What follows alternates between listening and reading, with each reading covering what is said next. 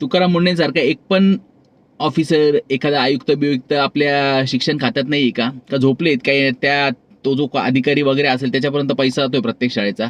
नेमकं तुम्ही असं डिसिजन का बरं घेऊन ठेवलंय, की प्रत्येक शाळेनी एकाच दुकानातून कपडे घ्यायचे आणि त्यांनीच हे कालवायचं. जसं मेडिकलचा तुम्ही आता तो बंद केलाय धंदा.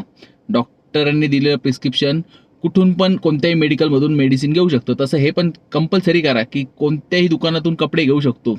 तेव्हा ही अशी गर्दी दिसणार नाही जी व्हिडिओमध्ये दिसते तुम्हाला. फक्त आणि फक्त शाळा एक लिहून देते, त्याच ठिकाणून जायचं, शूज घ्यायचे, कपडे घ्यायचे, नंतरून त्यांचे स्विमिंगचे कॉस्ट्यूम घ्यायचे, शाळेचे कॉस्ट्यूम घ्यायचे. पहिली गोष्ट ते एक पहिलीचं पोरगं, दुसरीचं पोरगं, सिनियर केजी नर्सरीचं पोरगं, त्याला 5-5, 6-6 ड्रेस देऊन ठेवले. आठवड्याला शाळा असते 5 दिवस, यांची युनिफॉर्म पण 5 युनिफॉर्म. तर सांगायचा उद्देश असा आहे, की तुम्ही फक्त पैसाच कमवायचा आहे का तुम्हाला प्रत्येक क्षेत्रामध्ये? शिक्षण सारख्या एक लहान मुलांच्या शिक्षणासाठी ₹1,00,000 फी प्लस यांचे हे काय पैसे कमवायचे धंदे. बॅग आमचीच घ्या, कपडे आमचेच घ्या, नंतर शूज आमचेच घ्या, कॉस्ट्यूम आमचेच घ्या, त्यांच्यावर शाळेची बस आहे ती पण आमचीच लावा. म्हणजे सगळे शाळेचा जो बाजार मांडला आहे, का बरं बाकीचे दुकानदार विकू नाही शकत का यांचे युनिफॉर्म?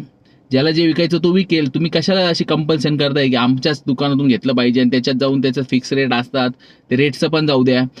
तिथे एवढी गर्दी लावून ठेवलेली, लाईन लावून ठेवलेली. ज्याला ज्याच्या त्याच्याप्रमाणे तो घेईल. तुम्हाला प्रॉब्लेम काय आहे? पहिले हा काळा बाजार बंद करा आणि मुंडे साहेब आणि फडणवीस साहेब, शिंदे साहेब याच्यात लक्ष घाला. दादाजी भुसे तुम्ही शिक्षण मंत्री आहात, तर तुम्ही पण याच्यात थोडंसं लक्ष घाला. बाकी तुम्हाला काय वाटतं तुम्ही हा व्हिडिओ बघा, कमेंट करा आणि प्लीज शेअर करा, म्हणजे याच्यावर काहीतरी ॲक्शन घेतलं जाईल या शिक्षण क्षेत्रावर. धन्यवाद.